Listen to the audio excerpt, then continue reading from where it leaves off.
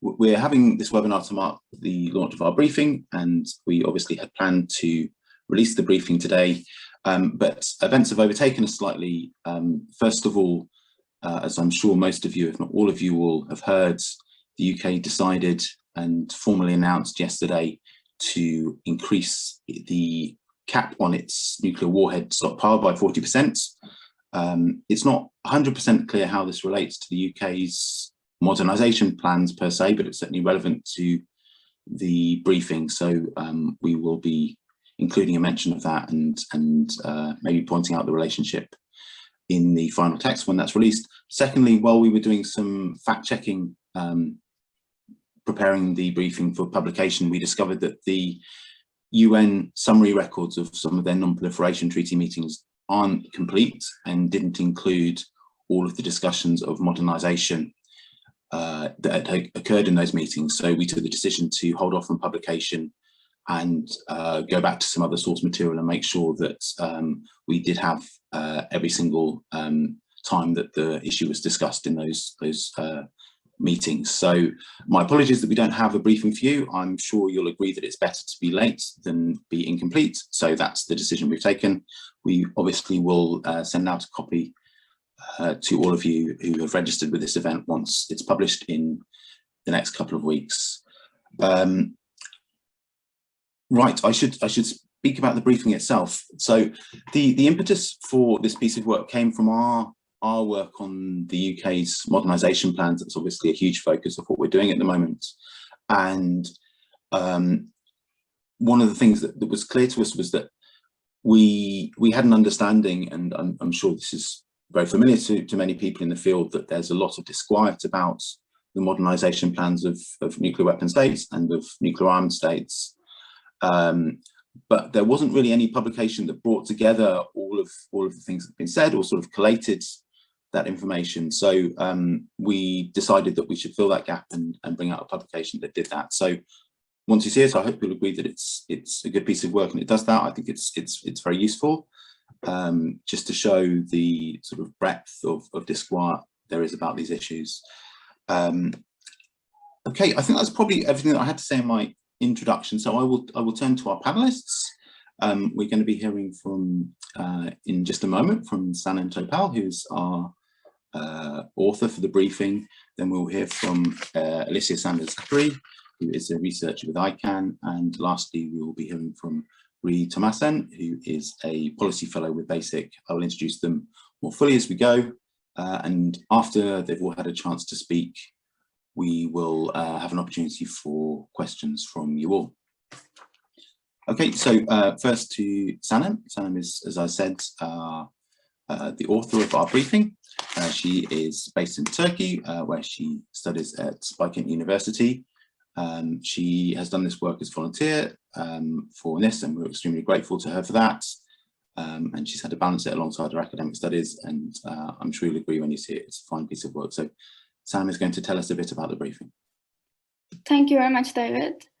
And as David said, my name is Sanem, and I am studying international relations, doing my master's degree in Turkey in Bilkent University. And for this research, actually, we conducted an very extensive research on the attitudes of the non-nuclear weapon states to the nuclear modernization. So first, if we want to define a nuclear modernization, it means the upgrades to the existing nuclear warheads themselves, to their delivery vehicles, or to the platforms that can carry them, such as aeroplanes or submarines. So this could take the form of adapting existing stock or maybe building a new stock. So for this briefing, we use several forums. The first is that review conference is known as RevCon, and the preparatory committee is known as PrepCom to the NPT. And negotiations for the Treaty on the Prohibition of Nuclear Weapons, and also 2016 Open-Ended Working Group. So I will explain them by one, and the review conferences are held to review the operation of the treaty in every 5 years, and a series of preparatory committee meetings are held in the 3 years leading up to each review conferences. So this briefing looks at the national reports that states submitted to review conferences and preparatory committees, and also working papers and the summary records from 2015 onwards. And thirdly, the open-ended working group known as OEWG was a separate process from the NPT. It was set up by the General Assembly Resolution 7033, and it had a mandate to consider effective legal measures, the provisions and norms that will need to be concluded to attain and maintain a world without nuclear weapons. And the OEWG negotiations actually led to the TPNW negotiations, and the Treaty on the Prohibition of Nuclear Weapons, TPNW, as the result of the negotiation of many non-nuclear weapon states, and that this led by the dissatisfaction with the lack of progress on disarmament in the NPT. And Article 6 of the NPT requires all nuclear weapon states to engage in disarmament efforts in good faith. But along with the 4 nuclear weapon possessors alongside the NPT, and all 5 nuclear weapon states are engaged in modernizing their nuclear weapon capabilities. And even some of them, like United States and China, tried to justify their modernization programs. They said that the modernization programs are to increase the safety and the security of their arsenal. But many states believe that this is clearly in contradiction with their obligations under the NPT. So as for our findings, the statements summarized in this briefing show that there is a significant concern about nuclear modernization within the NPT. So the states behind the statements raising modernization as an issue of concern number more than 130 at each meeting. This was 162 at 2015 RevCon and dropped to 134 at the 2017 PrepCon, and it became 133 in 2018 PrepCon, and it rose again to 145 in 2019. And the group statements of the non-aligned movement, which includes 117 NPT member states, accounts for a significant proportion of these totals. So within the totals, the number of individual states raising the issue has been higher in the 2 most PrepCons than before, having dropped from 22 at the 2015 RevCon to 18 in 2017, and the number of individual states rose to 27 in 2018, and it became 31 in 2019. Iran is a state which has most consistently objected to modernization during this time period. So there is no doubt, in part, as a reaction to the level of security given to its own nuclear weapon program. And Iran is followed by Ireland. The Navajanda Coalition and the non-aligned movement raised the issue at every NPT fora during the time period covered by this briefing. And there are some states who are covered by a nuclear umbrella by the United States, and they also voiced their concerns, and these are mainly Japan and Belgium.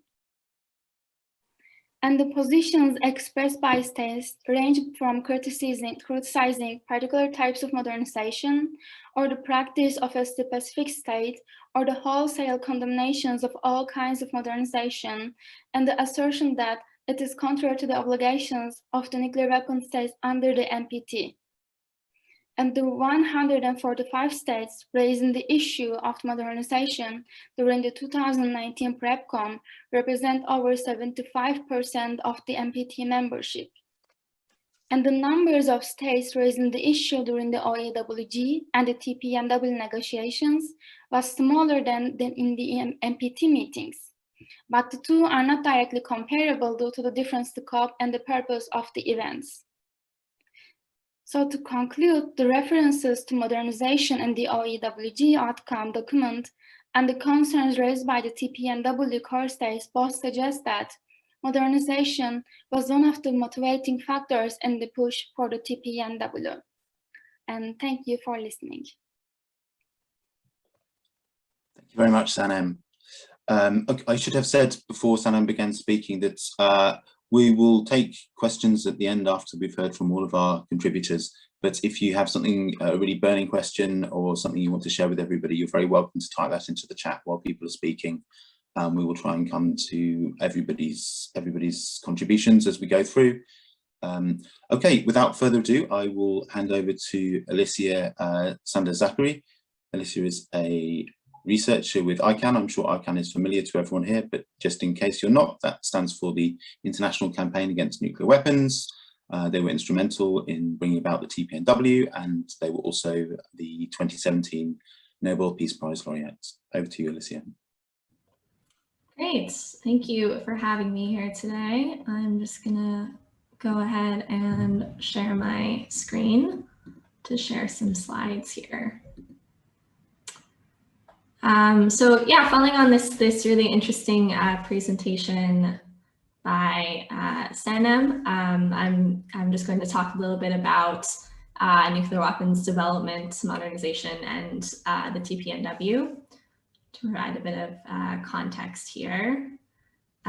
So for those who are not familiar with the TPNW, it was negotiated and adopted in 2017, and it just entered into force earlier this year.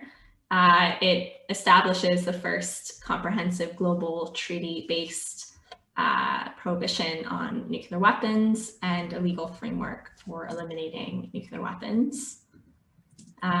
In terms of how we got to the TPNW, there's a lot of factors. I think, of course, the ongoing development of nuclear weapons by nuclear armed states in violation of their obligations under the Nuclear Non-Proliferation Treaty to disarm, as Sanem has mentioned, is certainly part of those factors. But the push for the treaty really built on decades of anti-nuclear weapons activism led by the survivors of nuclear weapons use, and was also motivated by the growing risk of nuclear weapons use and failure of states to take meaningful action to disarm, and of course simultaneously going in the wrong direction, the opposite direction, and developing new nuclear weapons. It was really brought about by a partnership between civil society and government, building on previous humanitarian disarmament models. And then here I just have a very oversimplified diplomatic summary here of going from conferences focusing on the humanitarian impact of nuclear weapons to open-ended working groups, to the UN General Assembly adopting a resolution to start negotiations, to the negotiations themselves, to just earlier this year when the TPNW entered into force. So it's been a very exciting few years. Just to go through kind of some of the articles of the treaty and kind of how they relate, I guess, to nuclear weapons development.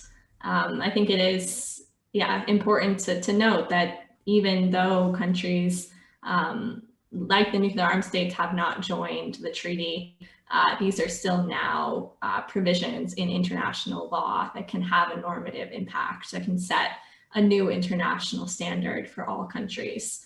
So important to pull out the key prohibitions here that include a lot of activities related to nuclear weapons, so-called modernization, to nuclear armed states developing and building new types of nuclear weapons. Yes, so these are all there. A lot of prohibitions. This is a pretty comprehensive ban. There are a lot of kind of smaller, technical obligations in the treaty, including a declaration. And as of today, nearly all of the states parties to the TPNW have submitted their declarations. So it's, I think, a really good indication of the implementation already at this early stage of the treaty, just a couple months after it's entered into force and taken full legal effect. Another obligation under the treaty is, oops, I think I skipped a slide, is for states parties to have safeguards in place to ensure that their peaceful nuclear programs are not being used for weapons purposes. With the IAEA, it's essentially the same standard obligated by the NPT, in that states are required to have a comprehensive safeguards agreement at minimum, but actually if they already had an additional protocol, a higher safeguard standard in force, then they're required to maintain that standard. So that's actually an additional legal obligation to what is required by the Nuclear Non-Proliferation Treaty. I mentioned, I won't go into detail on this, but Article 4 does lay out this framework for nuclear armed states to join the treaty and eliminate their nuclear weapons. Article 5, this requires states to adopt national implementation measures to ensure that the prohibitions and obligations in the treaty are encoded in international law, as is, encoded in domestic law, as is standard with international legal treaties. Article 6, this is really groundbreaking obligations of the treaty to require that states parties provide assistance for victims of nuclear weapons use and testing and begin to remediate environments contaminated by nuclear weapons use and testing. This is primarily an obligation with states that have impacted individuals or contaminated land or areas under their jurisdiction, but due to Article 7, international cooperation and assistance, essentially all states should be cooperating, and all states in a position to do so should be helping impacted states to implement these obligations. And Article 7 extends beyond just assisting with victim assistance and environmental remediation to all obligations in the treaty. Article 8, and this is important, I'll talk just in a bit about kind of the next steps for the TPNW moving forward.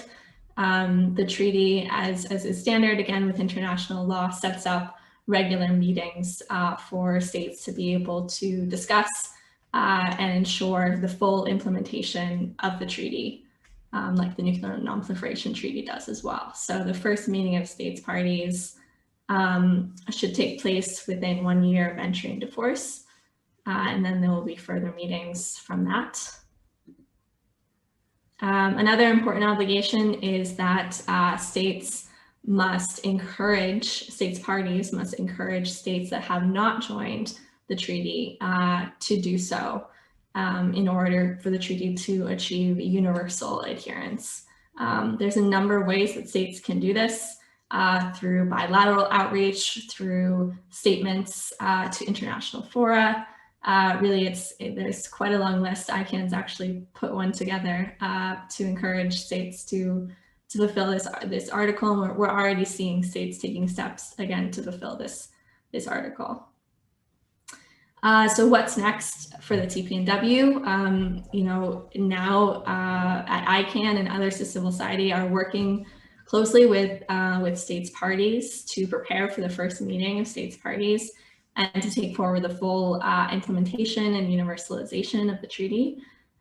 We do expect, and we've done some research on this, showing that the norms established by the treaty will impact even states and entities within states that have not joined the treaty due to the stigma against an activity that has been prohibited under international law. And just one example, I personally thought it was very interesting. We were, of course, very disheartened to hear about, well, outraged, disheartened is not strong enough, outraged to hear about the UK decision to expand its nuclear warhead cap earlier this week. And I think a testament actually to the strength of the nuclear disarmament norm, perhaps the growing strength of this norm, is even as the UK blatantly decided to increase its nuclear arsenal and reject its obligations to disarm.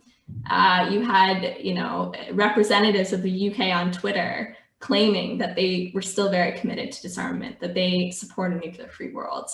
And you see kind of glimpses of that in the review. I think this is kind of one test of a norm strength, is even the violators pretend they're not violating the norm because, you don't want to be seen as someone who's so out of step with international norms and what's kind of considered acceptable.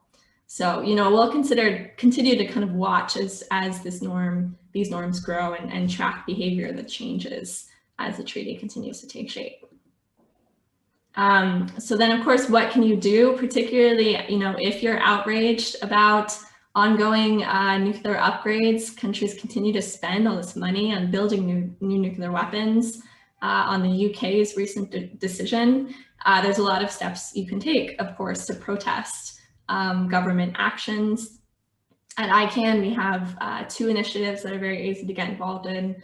One is the city's appeal to get your city to call on your country to join the Treaty on the Prohibition of Nuclear Weapons. Another is to work to get your elected representatives to do so through the ICAN Parliamentary Pledge. And we have dedicated websites and resources to help you get involved with that. And another, again, is to really target this recent irresponsible and illegal decision by the UK to abandon its obligations under international law and increase its nuclear warhead cap. And there is, just to give a shout out tonight, there's a CND virtual rally happening. I'm going to be there. I know a bunch of the ICAN team is going to be there. I'd recommend, showing up as a first step to voice your outrage and concern about this decision. So that's all I have for now. Thank you very much, Alicia.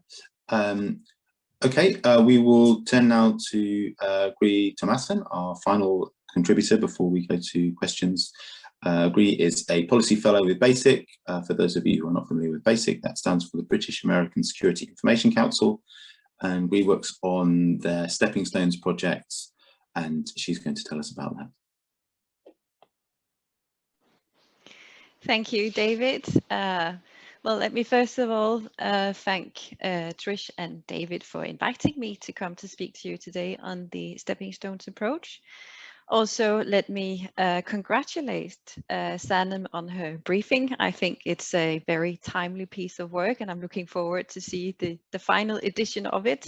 It's definitely very helpful for my job, for my work at BASIC, and I also believe it to be very helpful for my colleagues' work at BASIC. And may I suggest that you already now consider having a second volume, given the things that have happened in the UK these past days. You might have to put together a volume on perceptions of the recent UK decision too. I would be reading it for sure if you could put that together. Right, I have been asked to speak to you about the Stepping Stones approach today, and the Stepping Stones approach, or the SSA, has the sort of the same starting point as today's topic, in the sense that it attempts to provide a way forward to overcome the tensions that exists between nuclear weapon states and non-nuclear weapon states in terms of moving nuclear disarmament forward.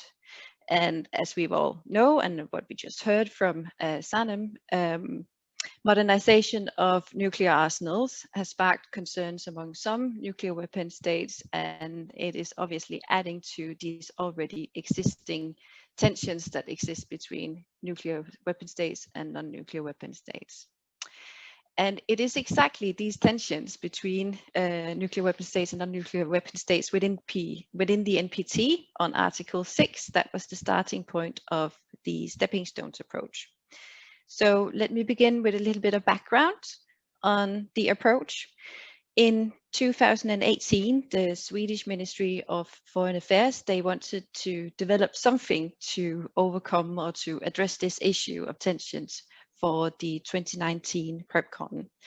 And it was the Swedish Ministry of Foreign Affairs and Paul Ingram and BASIC that started to develop a Stepping Stones approach for that purpose. And I believe Paul is with us today also. It was presented at the PrepCon in April in 2019, and there it was quite the success. And after that, we saw the Stockholm Initiative for Nuclear Disarmament emerging in June 2019. The Stockholm Initiative gathered a group of 16 non-nuclear weapon states from all parts of the world, who all championed the Stepping Stones approach as a way to unblock or overcome this block we have for progress on international nuclear disarmament. The 16 states, they belong to different groupings in the NPT, and it was done purposefully to have these different streams within the NPT represented so that they could attempt to build bridges in the tense environment and move disarmament forward. In February in 2020, the Berlin Ministerial Declaration came out, and I know that it was quite criticized, this declaration for not being as ambitious as it could be and not being detailed enough. But I'm speaking as a scholar from history in international contemporary history, and I can vouch that it is very rare that 16 states come together and issue a highly detailed political declaration, a ministerial declaration. Nevertheless, out of the Berlin ministerial declaration came a pledge, in lack of a better word, to rebuild cohesion in the disarmament diplomacy, to achieve progress in implementing disarmament, and to commit to peace building in the longer term. Right, so what is the stepping stones approach? And I should say here, I don't speak on behalf of the Stockholm Initiative, and I don't speak on behalf of the Swedish Ministry of Foreign Affairs. That would also be extra weird because I'm Danish, but I really am not speaking on their behalves. The stepping stones approach is, sorry, my notes just disappeared here. There we go. The stepping stones approach is a breakaway from other known approaches to disarmament. It takes a project management approach or a implementation approach to disarmament because in essence, it's about agreeing to steps within steps to implement existing commitments previously agreed to on past NPT review conferences. The stepping stones approach essentially asks, so how can we get from where we are now to where we should be? And then it breaks this path down into small, practical, incremental steps. And the good thing about this approach, there are many good things about this approach, but one of the good things about this approach is that the first steps to reach many of these goals that you may have, they can be taken without requiring states to make significant changes to their nuclear postures. Right. The stepping stones approach, it rests on three core beliefs. First of all, we live in a world of interdependency. That means that the security, the prosperity of each state is affected by other states. In game theory, that means that states they exist in a situation of infinite rounds, meaning that whatever actions we take today have consequences or have effects for what happens in the future. The second core belief that the stepping stones approach rests on is that relations between states are complex. There are uncertainty, there are tensions between states, there will be polarities such as between deterrence and disarmament, and it will be limited how much control a single state can have within the process. And the third core belief is that it is possible to synthesize big or bold ideas or grand visions using a principle of consent. And it's possible to synthesize these ideas with incrementalism whilst you're using your principle of consent. So that's the core beliefs. And let me just turn to the actual approach, and I have a PDF to share with you on that. That makes it easier to explain for you. So this is the stepping stones incremental process. And I'm just realizing the first stage of analysis and acceptance is basically 30 seconds to midnight, and that's really not intended, but that is definitely what happened when I made this this PowerPoint. So there are three features to the stepping stones approach, and the first feature is that it is an incremental process. It's the process the diplomatic initiative should go through. And it is the process that we consider to be an iterative learning cycle. So you start out at the first stage of analysis and acceptance. You're analyzing and you're understanding the state of affairs in the world as they are. In the second stage, visions for the future, states they formulate a bold or a grand idea or a vision for the future. This is to create a guiding line for the actions that are to be taken. So it's not really a vision that is a strategy or a manifesto or a rigid commitment. It's just a vision to point in the direction that we want things to go. Moving on to the incremental stage, or the third stage in our iterative learning cycle.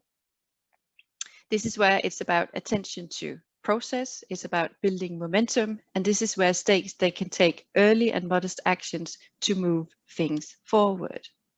And because this process continues over time with infinite rounds, as we talked about earlier with our game theory, it's about improvements of the current state of affairs in disarmaments and not about solutions. Lastly, in order to build support for future improvements that will, of course, stand upon these first early and modest actions that we have taken, the fourth stage is about evaluating and adapting the analysis and vision so as to point to future possible actions. And then a new round can start again. So incrementalism is the first feature of the stepping stones approach. The second feature is that it's all encompassing, which means that states they must recognize the context that their initiatives are to be taken in. We all understand, of course, that nothing happens in splendid isolation, and there's no such thing as monocausality. Nothing happens for just one reason. This also means that in negotiations, states they have to be able to prevent the spillover of other problems or conflicts into the subject area. The third and last feature of the stepping stones approach is pluralism. And from a negotiating or a diplomatic point of view, it must be recognized that dialogue, inclusion, and respect, they are all good starting points, but pluralism goes a bit further. Pluralism attempts to include a diversity of perspectives in the negotiations and implementation process. So when you're synthesizing your perspectives, it also has to recognize these diverse stakeholders to produce sustainable outcomes. And then disarmament can, of course, be moved forward.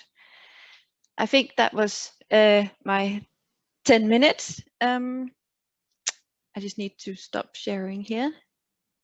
Well, thank you for your attention. Thank you very much, Gui. That's very interesting. Thank you also for the suggestion of a second volume to the briefing. Totally. We'll look into that as soon as we've completed volume 1. It has genuinely been very interesting seeing how the reactions to the announcement have played out, and I think you know, one of the reflections for myself is the value of the briefing in this context. That I feel very much that the British government is not cognizant of how this move will be perceived elsewhere, and yeah, in fact, I was having what you might call a frank exchange of views with our ambassador to Geneva last night when I should have been preparing for this, because of some of the things he was saying that I felt were a bit blinkered, shall we say. Anyway, there's been a few contributions in the chat. A couple of them I will address first of all, and then I will see whether any of the other contributors want to say anything. If you do have a question, please just write something in the chat, or I'm happy to take your question verbally, but just say hello or something like that while waiting for any questions to come in. So first of all, Peter Burt asked about the views of NATO-aligned non-nuclear weapon states. Was the focus more on Russia and China, etc.? The answer is yes. Yes, it was. There's a lot of focus on North Korea.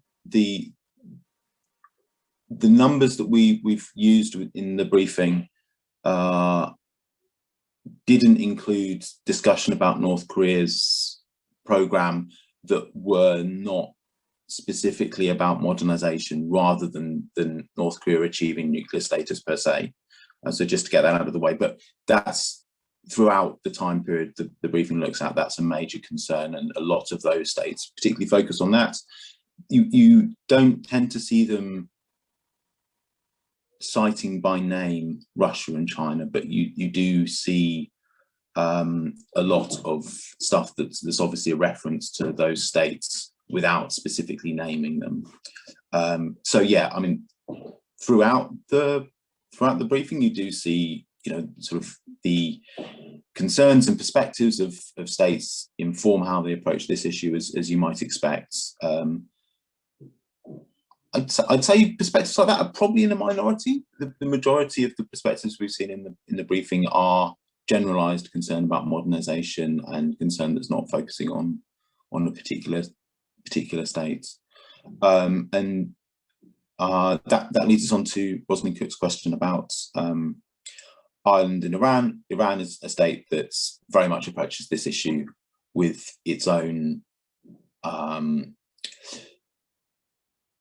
tensions with other states in mind. So many of Iran's statements particularly focus on the United States.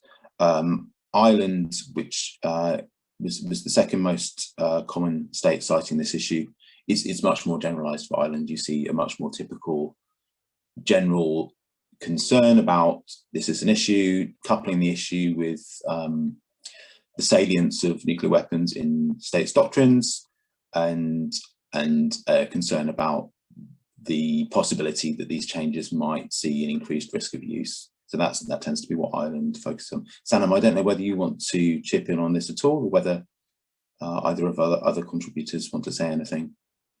I can say something about the questions.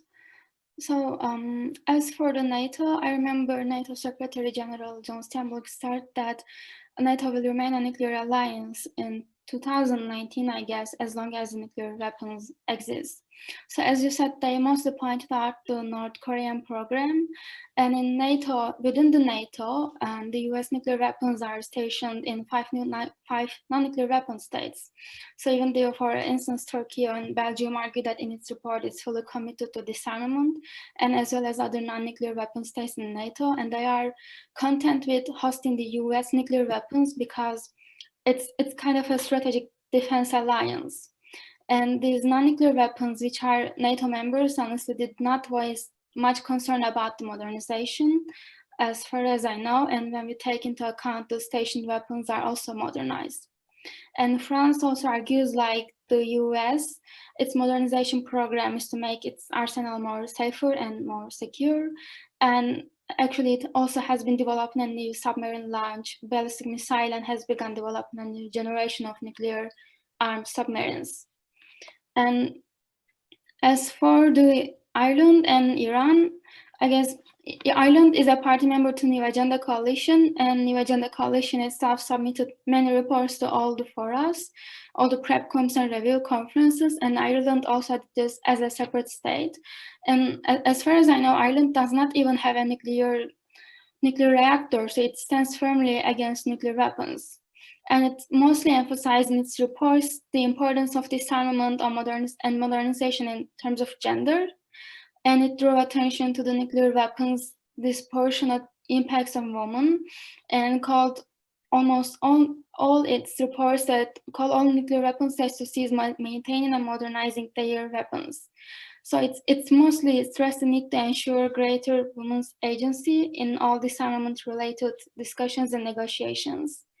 And Iran is a controversial state because it has a nuclear weapon program, and which makes things a bit contradictory, but almost all the forums in its report to the OEWG especially argued that the nuclear armed states should be more transparent about their modernization programs, their nuclear weapons, the expenditure and the related facilities, and it singled out the United States modernization program more than the others. It characterized it as a threatening to start a new arms race. I guess it's because the conflictual relationship between the United States and Iran, and it criticized the United States plans to spend more than $1 trillion on modernizing its arsenal. And as like Ireland called for all nuclear weapon states to commit to ceasing their modernization plans in their 2020 review final document. But that was all. Thank you, Sanam. That's very exhaustive. Did Gri, I noticed you had your hand up, and so I don't know whether you wanted to say anything. No, it was sort of the same thing. I was interested in knowing the Ireland, Iran. It sounded almost like there was a sort of an unofficial alliance on raising these issues, but I assume that's not the case. No, not as far as we're aware anyway. Ireland is very active on this issue and is involved in raising it in a lot of different ways, but not we don't tend to see them paired with Iran at all. Go for it, Alicia. The floor's yours. Thanks. Yeah, I mean, just before we kind of have more questions here, I could just provide some more kind of general comments on the reports and you know, this topic of nuclear modernization in general. I think it is interesting that there you know, there are some countries that are willing to call out all of nuclear upgrades, and for some countries, you know, they'll kind of only call out when certain countries are deciding to build up their nuclear arsenals, whether by, again, increasing the stockpile or increasing just the sophistication of a particular type of warhead. And I think it is really important, and this is, you know, part of, I think, the Nuclear Weapon Prohibition Treaty, is to call out all efforts to build up new nuclear weapons, whether it's the UK increasing its stockpile cap, whether it's the US building new types of low yield nuclear weapons, whether it's North Korea expanding its arsenal, that at the end of the day, the risk of accidental or intentional nuclear weapon use by any country is too high to continue with the status quo.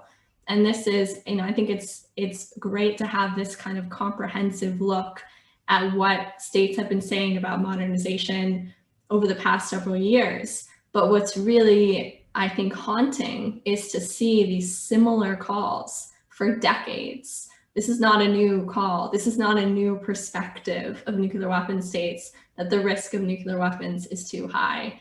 And it really begs the question, what is it going to take for nuclear armed states to get the message? And again, I think this goes to the core of the pursuit of a prohibition treaty as a strategy, because it's not enough to ask nicely, will you abide by your legal obligations under the Nuclear Non-Proliferation Treaty to reduce your nuclear weapons and pursue disarmament? That hasn't worked. We've tried that.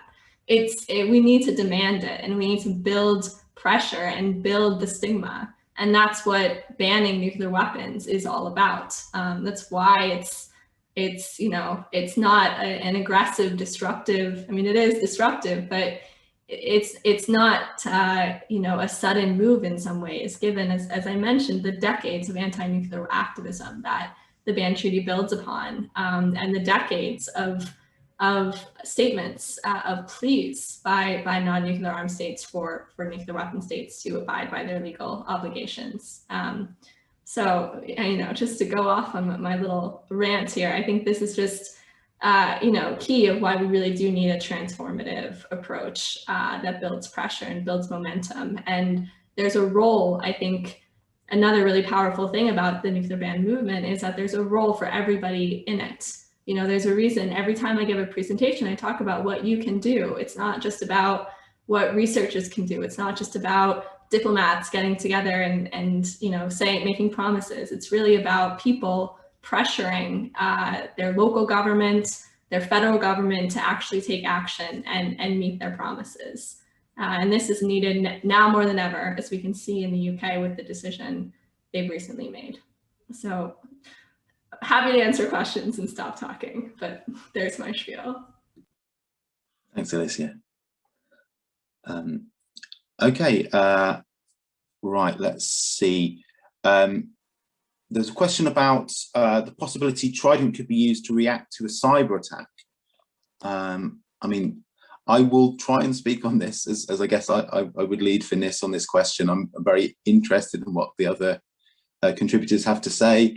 I mean, obviously, this really is a question for the British government, not for anyone on this call.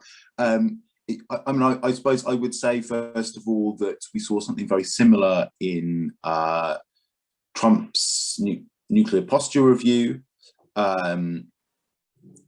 It was widely remarked upon then it would be an unconscionable and extraordinary response.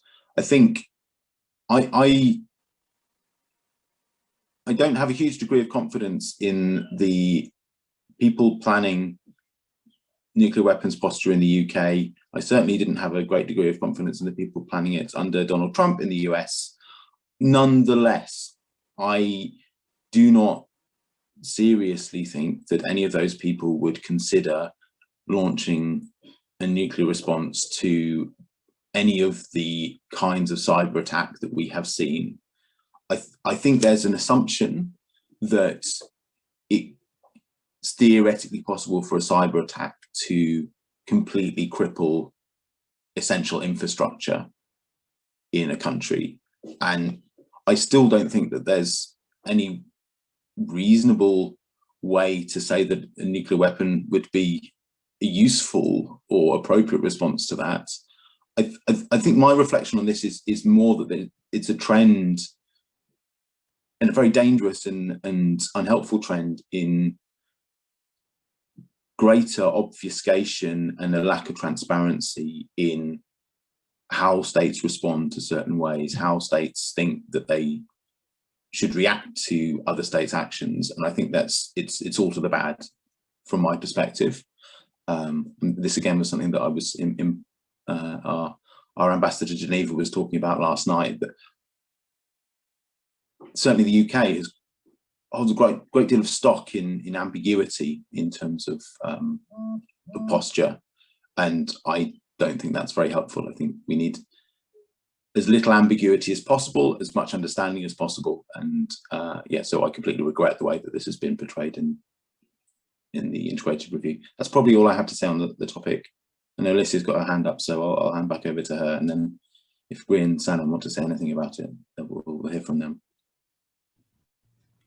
Yeah, I'm happy to address this question as well. I think it's a great question, and you know, I echo what David has said, and you know, it's interesting actually in many ways, the ways in which this review has followed some troubling developments in the US nuclear policy, both in terms of the UK decision to stop sharing information about the numbers of nuclear weapons it has, which was a move under the Trump administration, a change from many years of transparency about nuclear stockpiles, and this one as well, which in the last under Trump's nuclear posture review in the US, there was a note to nuclear response to cyber attacks, and now we see that coming up here as well. I think that, you know, just more broadly, I spoke earlier about the increasing risks of nuclear weapons use, and this, I think the increasing application of emerging technologies is one of the factors that is leading to an increased risk of nuclear weapons use, and therefore an increased urgency for nuclear disarmament to prevent nuclear weapons use. And ICAN has done some research on this.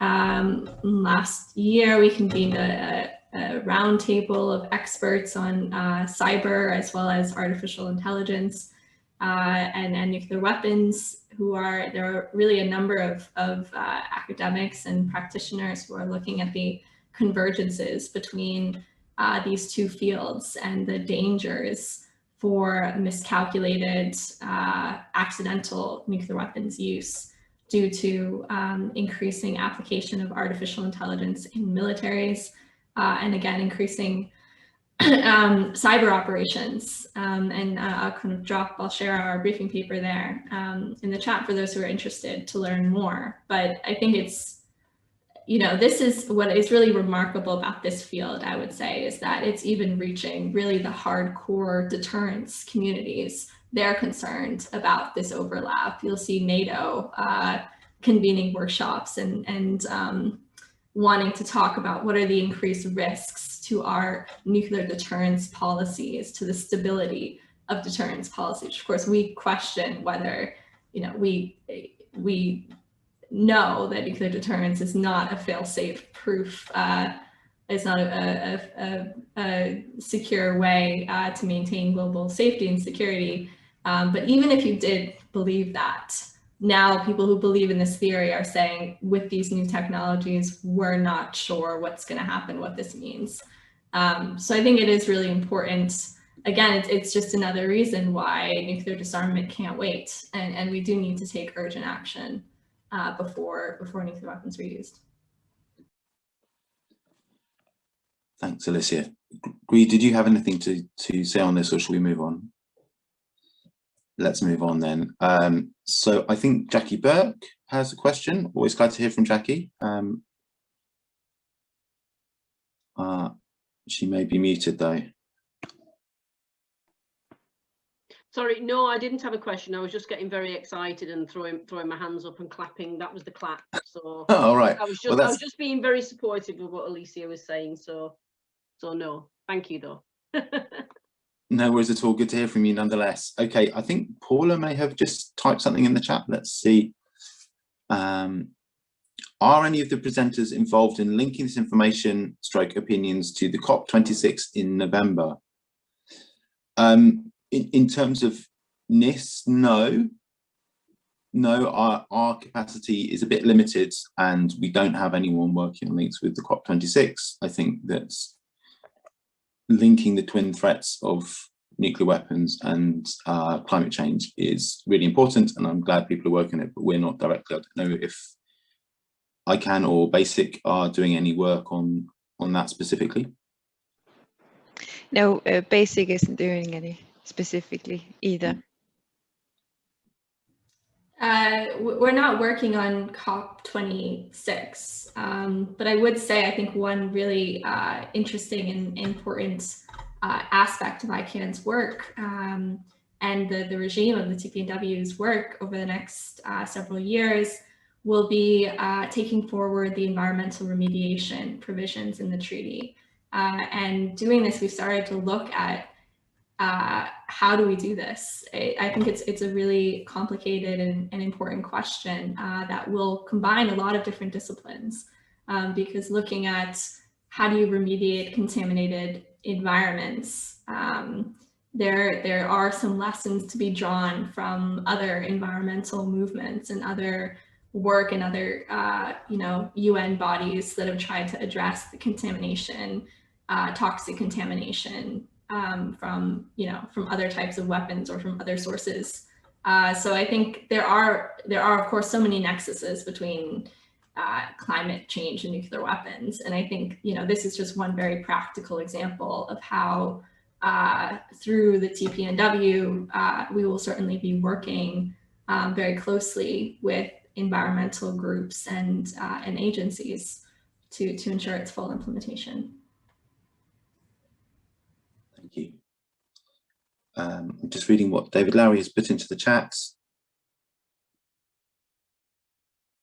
Yeah, thank you for that, David, and thank you. If anybody scrolls back on the chat, there's quite an exhaustive list of information David's put in there about how the UK's cap increase is a huge change from the positions they've put forward in the past, and I completely agree with and echo that. Again, this is something that I was talking about last night with our ambassador. Are there any further questions or contributions? Speak now or forever hold your peace. Okay, well that's good. That shows that we've covered all the topic areas that we needed to. So I'm very pleased that that's the case. In that case, I will close the meeting by thanking all three of our contributors. It's been really great having your perspectives and hearing about your work. Thank you so much for your time. Particular thanks to Sanam for all her work on the briefing. I know that you will appreciate it as much as I do when we have it published. It's been really great. Particular thanks to my colleague Trish Whittam, who has been the behind-the-scenes wizard on this webinar, and has also put in a great deal of work bringing the briefing forward.